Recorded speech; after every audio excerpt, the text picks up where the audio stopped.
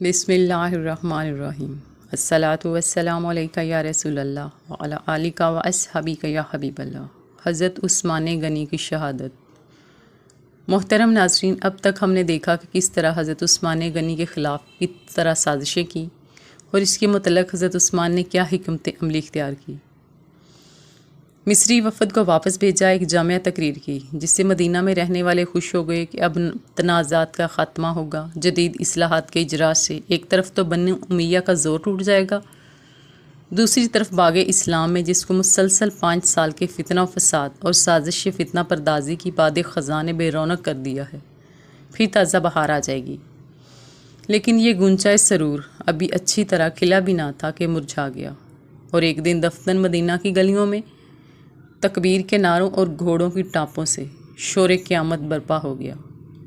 کبار صحابہ گھبرا کر گھروں سے نکل آئے، دیکھا کہ مفسدین کی جماعت پھر واپس آ گئی ہے اور انتقام کی صدائیں بلند ہو رہی ہیں۔ حضرت علی رضی اللہ تعالی عنہ نے بڑھ کر واپس آنے کا سبب دریافت کیا۔ مصریوں نے کہا کہ راہ میں دربار خلافت کا ایک قاصد ملا جو کہ نہایت تیزی و عجلت کے ساتھ مصر جا رہا تھا۔ اس کی مشتبہ حالت سے بدگمانی ہوئی اور خیال ہوا کہ ضرور ہم لوگوں کے متعلق والی مصر کے پاس احکام جا رہے ہیں۔ تلاشی لی گئی تو در حقیقت ایک ایسا فرمان برآمد ہوا جس میں ہدایت کی گئی تھی کہ ہم لوگوں کی گردن مار دی جائے۔ اس لیے اب ہم اس بدعہدی اور فریب کاری کا انتقام لینے آئے ہیں۔ خلافت سے کنارہ کشی کا مطالبہ۔ جب حضرت عثمان رضی اللہ تعالی عنہ کو اس واقعے کی اطلاع دی گئی تو آپ نے حیرت کے ساتھ اپنی لا علمی کا اظہار کیا اور قسم کھا کر کہا کہ مجھے مطلقاً اس خط کی اطلاع نہیں ہے۔ حضرت عثمان رضی اللہ تعالی عنہ کے حلفیہ انکار پر لوگوں نے قیاس کیا کہ یقیناً یہ مروان بن حکم کی شرارت ہے۔ مصریوں نے کہا بہرحال کچھ بھی ہو، جو خلیفہ اس قدر غافل ہو کہ اس کی لا علمی میں ایسے اہم امور پیش آ جائیں اور اسے خبر تک نہ ہو، وہ کسی طرح خلافت کے لیے موزوں نہیں ہو سکتا، اور حضرت عثمان سے مسند خلافت سے کنارہ کش ہو جانے کا مطالبہ کیا۔ آپ رضی اللہ تعالیٰ عنہ نے فرمایا، جب تک مجھ میں رمق جاں باقی ہے، میں اس خلافت کو جو خدا نے مجھے پہنائی ہے خود اپنے ہاتھوں سے نہیں اتاروں گا، اور حضور پاک صلی اللہ علیہ وآلہ وسلم کی وصیت کے مطابق میں اپنی زندگی کے آخری لمحے تک صبر کروں گا۔ ناظرین، آپ سے گزارش ہے ویڈیو پسند آ رہی ہو تو اس کو لائک کر دیں۔ محاصرہ۔ حضرت عثمان بن عفان رضی اللہ تعالیٰ عنہ کے انکار پر مفسدین نے کا شانہ خلافت کا نہایت سخت محاصرہ کر لیا، جو 40 دن تک مسلسل قائم رہا۔ اس عرصہ میں اندر پانی تک پہنچانا جرم تھا۔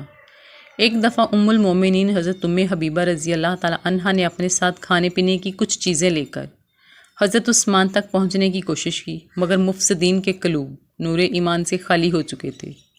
انہوں نے رسول اللہ صلی اللہ علیہ وآلہ وسلم کے حرم محترم کا بھی پاس و لحاظ نہ کیا اور بے ادبی کے ساتھ مزاحمت کر کے ان کو واپس کر دیا۔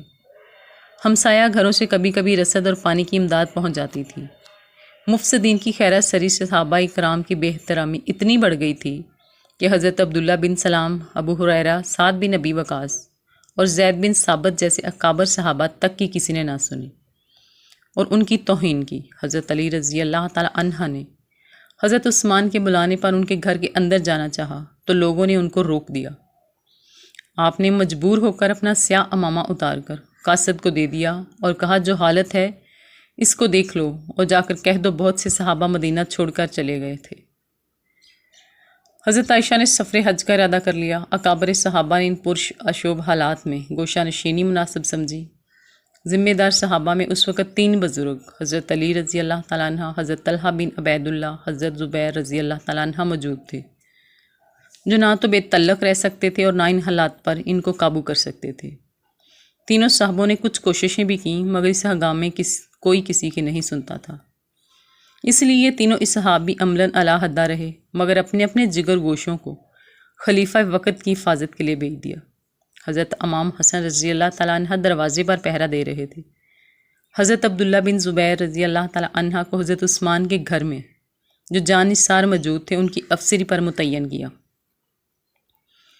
باغیوں کو حضرت عثمان کی فہمائش۔ کاشانہ خلافت کا محاصرہ کرنے والے باغیوں کو متعدد دفعہ حضرت عثمان بن عفان رضی اللہ تعالیٰ عنہ نے سمجھانے کی کوشش کی۔ ان کے سامنے مؤثر تقریریں کیں۔ حضرت ابی بن کعب رضی اللہ تعالیٰ عنہ نے تقریر کی، مگر ان لوگوں پر کسی چیز کا اثر نہ ہوا۔ حضرت عثمان رضی اللہ تعالیٰ عنہ نے چھت کے اوپر سے مجمع کو مخاطب کر کے فرمایا، کیا تمہیں معلوم ہے کہ حضرت صلی اللہ علیہ وآلہ وسلم جب مدینہ آئے تو یہ مسجد تنگ تھی؟ آپ صلی اللہ علیہ وآلہ وسلم نے فرمایا، کون اس زمین کو خرید کر وقف کرے گا؟ اس کے صلہ میں اس کو اس سے بہتر جگہ جنت میں ملے گی۔ تو میں نے آپ کے حکم کی تعمیل کی، تو کیا اسی مسجد میں تم مجھے نماز پڑھنے نہیں دیتے؟ تم کو خدا کی قسم دیتا ہوں، بتاؤ کیا تم جانتے ہو کہ حضرت صلی اللہ علیہ وآلہ وسلم جب مدینہ تشریف لائے تو اس میں روما کے سوا میٹھے پانی کا کنواں نہ تھا؟ آپ صلی اللہ علیہ وآلہ وسلم نے فرمایا، اس کو کون خرید کر عام مسلمانوں پر وقف کرتا ہے اور اس سے بہتر اس کو جنت میں ملے گا؟ تو میں نے ہی اس کی تعمیل کی، تو کیا اسی کے پانی پینے سے مجھے محروم کر رہے ہو؟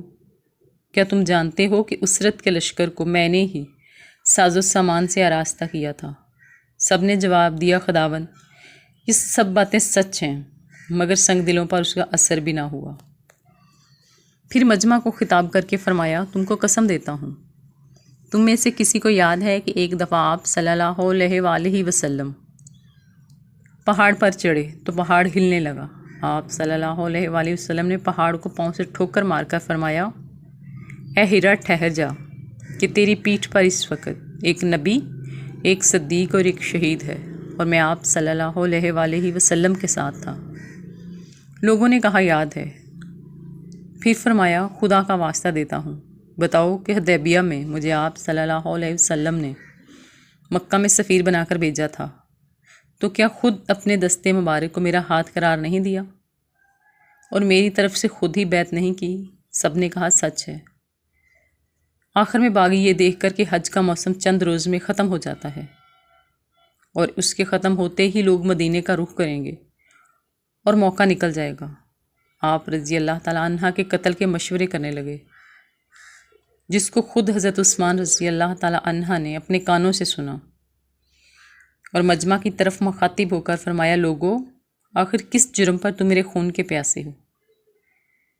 اسلام کی شریعت میں کسی کے قتل کی صرف 3 ہی صورتیں ہیں، یا تو اس نے بدکاری کی ہو تو اس کو سنگسار کیا جائے، یا اس نے بالارادہ کسی کو قتل کیا ہو تو وہ قصاص میں مارا جائے، یا وہ مرتد ہو گیا ہو تو وہ قتل کیا جائے۔ میں نے نہ تو جاہلیت میں اور نہ اسلام میں بدکاری کی، نہ کسی کو قتل کیا اور نہ اسلام کے بعد مرتد ہوا۔ اب بھی گواہی دیتا ہوں کہ خدا ایک ہے اور محمد صلی اللہ علیہ وآلہ وسلم اس کے بندے اور رسول ہیں، لیکن باغیوں پر ان میں سے کسی تقریر کا کوئی اثر نہ ہوا۔